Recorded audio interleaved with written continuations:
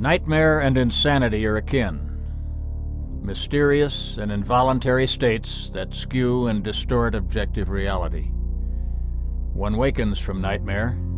From insanity, there is no awakening. Whether Americans live in the one state or the other is the paramount question of this era. For 200 years, Americans have been indoctrinated with a mythology created, imposed, and sustained by a manipulating cabal, a financial elite that built its absolute control on the muscle and blood, ignorance and credulity of its citizenry. It has now metastasized into the corporate tyranny that owns and controls America. America began with the invasion of a populated continent and the genocide of its people. Once entrenched, it embraced enslavement of another race. With those pillars of state in place, it declared itself an independent nation in a testament that proclaimed the equality of all mankind. In that monumental act of hypocrisy, America's myth had its genesis. A constitution was written that came to be regarded as Holy Writ. Designed by men of wealth and prominence, its central purposes were to defend private property and suppress mass democracy. It has fulfilled those mandates beyond the dreams of its creators. With the existing oligarchy secure in law and native people largely exterminated, the ruling class increased its wealth and power fantastically in the 19th century, using the government as its enabler, exploiting to the limit the device of chartered corporations. So empowered, the financial elite used the military to expand its sway beyond the continent. Regions, territories, islands, and whole countries were annexed, invaded, and possessed outright, their peoples crushed, suppressed, and exploited. Because ordinary Americans, like any people, need to believe that whatever the ruling class undertakes in their name must be essentially benevolent, noble in purpose, and justified in fact, the American myth had to be radically modified for imperial expansion. The foundational myth was that the Americans had come to a howling wilderness teeming with godless savages, and through invincible strength of character and purity of purpose had tamed the land and honorably earned the right to possess their bountiful home. In the era of extraterritorial expansion, that version was polished to justify and ennoble imperialism. The new corollary was that America was obliged by our manifest destiny to carry our mission into barbaric darkness wherever tyranny created abuse and suffering. A national myth that absolutely binds the loyalty of a people to its government must be a subtle and powerful elixir that elevates and aggrandizes that people's self-regard. National policy will then appear to be an extension of its superior citizenry's inchoate will and an instrument of justified arrogance toward the lesser world. The simple, powerful myth of America's heroic and altruistic benevolence, shaped by the financial elite, infused Americans with a hubristic belief in their racial superiority that mobilized gave imperialist enterprises the character of a quasi-religious crusade. In this way, insatiable imperialism acquired the apparent moral perfection of a syllogism. With World War II, the world was reconfigured. American capitalism emerged supreme from the horror that had virtually wrecked its capitalist partners.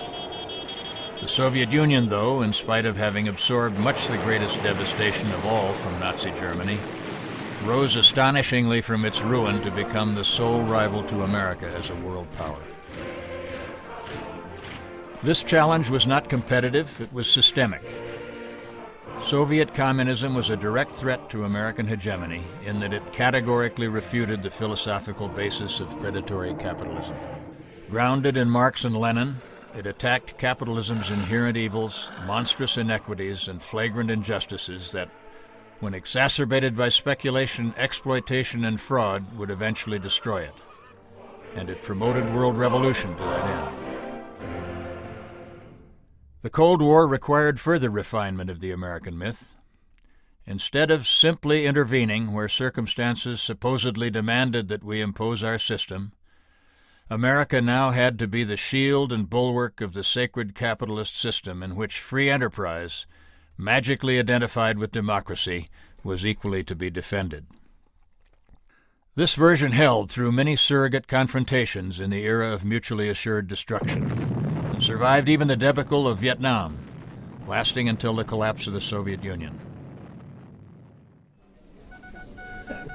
On radio and television, Americans were subjected to an unrelenting barrage of hyper-patriotism, in which American moral superiority was a given, and America's self-touted courage, generosity, and decency were its unchallengeable proofs. The implosion of the Soviet Union left America, in its own terms, the sole superpower in a unipolar world, which required further retooling of the myth. The practical effect of having no doomsday enemy, China wouldn't do yet, was to supercharge its element of pure hubristic ego. America was no longer just the defender of the free world from heresy. It was now, by virtue of its glorious self-touted exceptionalism, required to oversee and police it in the interests and for the benefit of all. Power tends to corrupt, said Lord Acton, and absolute power corrupts absolutely. When the only rival to American power disintegrated, our ruling elite saw the opportunity, for the first time in history, for one country to absolutely dominate and control the world. This consensus was expressed in a policy statement by major hard right-wing political players titled The Project for a New American Century. This triumphalist manifesto laid out a plan for absolute American access to and control of essential resources and raw materials worldwide, guaranteed by our military enforcing full-spectrum dominance.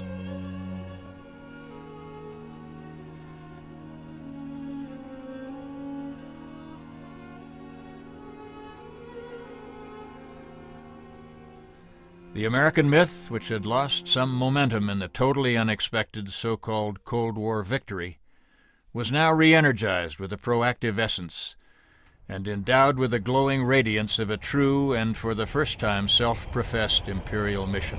The attack on the towers, an unimaginable provocation, was the trigger mechanism for the explosive launch of the effort to impose that imperial model in practice on the world. It has been without question the most spectacular failure in the history of American misadventure. After a decade marked by the waste of trillions of dollars and thousands of American lives, the stunning bankruptcy of our internally burglarized nation, and a consequent recession more fundamentally damaging than the Great One, Imperial America has nothing to show for the astonishing folly of its arrogant overreach, but unequivocal disasters in Iraq, Afghanistan, and Pakistan, with no end of madness in sight. It is clear that the hypnotic hold of the American myth on the loyalty of the people has led only to disgrace and tragedy, and set a course to inevitable imperial decline and ruin. This truth, though, entirely mistakes the purpose of the myth. It was never intended to serve either our country or our people. It was created solely to shield, buttress, and exalt the financial ruling class. It has done that with complete and astonishing success. As a prime example, the massive looting of funding for the Iraq, Afghanistan, Pakistan wars to enrich the corporate tyranny is on a unique scale of its own, without anything remotely comparable to its flagrant obscenity in the whole long history of war. Neither the Pentagon nor the government can account for the billions of dollars that have vanished there. There is no doubt that beyond the outrageously inflated no-bid contracts given to giant corporations with their obscene guaranteed profits, much of the money was simply stolen by, through, or in spite of the military, and distributed among thieves and accomplices. Much of it came in bricks on huge pallets, for convenience, presumably. As this wholesale corporate robbery was in progress under military oversight abroad, the corporate tyranny evolved a new set of impenetrably complex devices for the generation of money without either any economically productive source or result at home. The sole driving force and purpose of capitalism is, of course, the realization of profit. According to that iron calculus, reducing production costs increases profit margin. This leads to the obvious conclusion that as production costs near zero, profit is maximized. There is no provision for social good in capitalist theory. Corporations, created to optimize commercial opportunity through efficient specialization, were originally required to operate for public good, but that provision was quickly finessed and forgotten. American law courts have always favored corporate concentrations of wealth since they, like the Congress, exist to serve moneyed interests. And the judiciary has consistently cooperated in ruling reliably for corporations and against the interests of the people. Indeed, without considering the question in law, the Supreme Court long ago endowed corporations with personhood, that is, with all the rights of human beings under our Constitution. That this travesty occurred as a slipshod clerical error shows that the Court preferred to mask this perversion of the intent of the 14th Amendment as an unexamined assumption, rather than risk an eventual test which would have created public outrage. Given the collusion of Congress and the courts in securing legal invulnerability for the corporate tyranny, and the fact that corporations' only duty is maximization of profit, it was inevitable that megabanks, huge brokerage houses, giant insurance conglomerates, gilded hedge funds, and credit agencies pretending to certify their work all engaged in massive criminal fraud and deception for just that purpose. The result was the crash of '08, the recession, and the unprecedented bailout of the biggest banks and investment houses with taxpayer dollars. So much for the invisible hand of the free market. In recent years, two related trends have battered the American myth. First, any belief the world had in it has been shattered by a catastrophic series of imbecile military disasters which has eroded its efficacy at home. Second, in response, the state has made crude efforts to boost its waning power by imposing totalitarian-style surveillance, intimidation, and coercion on the American people to a degree unprecedented in scope and scale. The vast, clanking medieval apparatus of Homeland Security that has sprouted like an enormous poison fungus since 9/11, with its brutal police state mindset, the odious Patriot Act with its flagrant subversions of the Bill of Rights, the endless fantasy-based terror peddling of the prostitute corporate media with its clowns and harpies churning irrational fear and anger in the uninformed, all this grim repressive machinery is a ham-handed attempt to distract Americans from the real causes of their injury, abuse, and oppression. And yet, even with the American myth now exposed for the tissue of lies, deceptions, and frauds that it has always been, it still keeps its phenomenal hold on the great mass of American people. The sad reality is that for the majority, their own identities have been so deeply and thoroughly infused with the myth that to disbelieve it is to disbelieve in themselves. So the dead American myth lives on in its deadness, horribly masking our crapshot economy, our bankrupt debtor's prison of a society, our ghost dance charade of kabuki democracy, while typhoons of impending social, economical, and ecological disaster build their enormous, lightning-charged thunderheads above the dark future before us. And what does the dead myth still obscure? What is beyond the wall of failing deception and dishonesty? What horrors has the shoddy fable so long and effectively concealed? It is a world brutalized by the violence of our imperialist mania. It is the wrecked and pillaged economies looted by our predatory capitalist austerity regimes. It is the hundreds of millions of starved, dying children sacrificed to Wall Street commodities gaming. It is the multitudes of innocent, ignorant people barely surviving under absolutist regimes propped up by our tax dollars, while our banks siphon off profits from arming their brutal police states and bribing their kings, sheikhs, or generals. It is the millions of dead and maimed in raped populations of simple tribal people that our indiscriminately murderous juggernaut has left in its bloody wake in Iraq, Afghanistan, and Pakistan. It is the bitter and appalling legacy of hate and repulsion, disdain and fear which America has earned with its hegemonist villainy in every region of the world. And at home, what is it we Americans have been so complicit in hiding from ourselves, in our devotion to the perverse legend that has come to inhabit our souls like an incubus? It is millions of us with no work or hope in middle age whose jobs and homes have been devoured by the sick fraud machine of Wall Street. It is the trash, demolished weed lots of our major cities crumbling in fire-gutted ruin.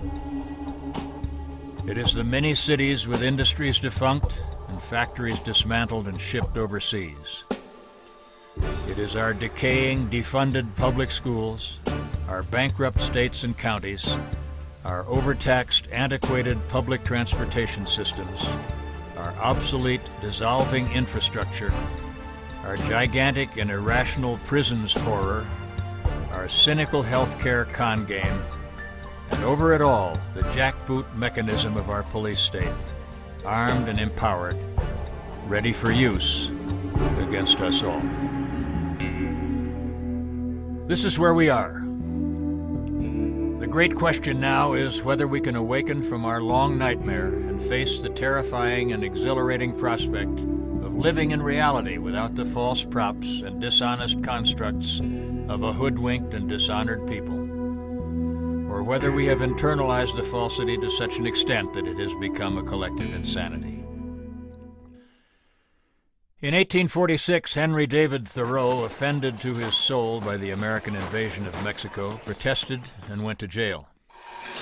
In his essay on civil disobedience, he said this of state policy: "If injustice is of such a nature that it requires you to be the agent of injustice to another, then I say break the law. Let your life be a counter-friction to stop the machine." To attempt to break the death grip of the American myth will be a titanic challenge. To even begin to rebel against the might of the national security state will require the courage to face far more than official disapproval. Imperial America will respond to even the most peaceful and orderly protest with hard police action, and the level of repression will rise with the scope and seriousness of the action undertaken. Small protests will have no effect. Organized mass demonstrations will draw the brutally motivated national security state apparatus down upon them. Americans, excepting our underclass, have no experience with violent police or military repression. Those who commit peaceful civil disobedience will swiftly find to their cost how it works. In a national security state that has eradicated all laws that prevent abuse of the public, whatever the state does is legal. To such a pass have we in America come, as a result of our long historic indoctrination and abject submission to our ruling class. To achieve any redemption for Americans, to make possible any more just, humane, and life-honoring society, will require complete abandonment of the system of predatory capitalism. It offers no prospect of reform or improvement, and we have all been witness to the absurdly corrupt idiocy of our so-called democratic process for generations. America is nearing the greatest crisis point in its history, and the terrific coming cataclysm will determine the future of our country. If we cannot rise in dominating numbers to reject the heartless, mindless, soulless machine of imperial predatory capitalism, we will be condemned to a fascistic command and control horror in which human beings are mere possessions of the state, units of production or service, and then perhaps not even that, as excess population in that brave new world may simply be eliminated. That end is not inevitable. We are not lost. We are not defeated, since to this moment we have not engaged. We have not honored our responsibility as human beings. We have not defended our humanity. We have abjured our power and let ourselves be ruled. All around the world, the rolling thunder of irresistible outrage is now heard and felt.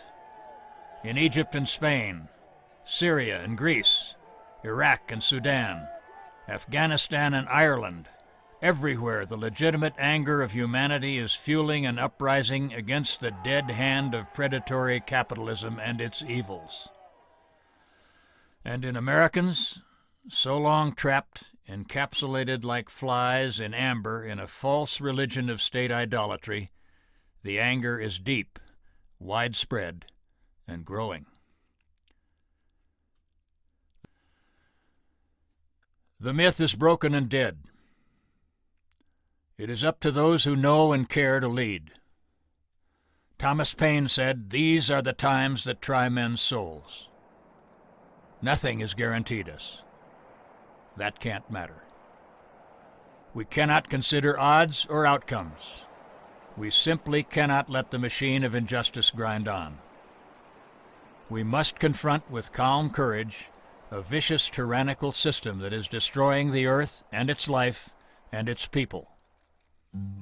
We must put our lives on the line to oppose it, and we must do it now. The nightmare machine of rapacious exploitation has overthrown decency and reason, and its bloody human treason flourishes over us. This must be ended. We must end it. Let your life be a friction to stop the machine.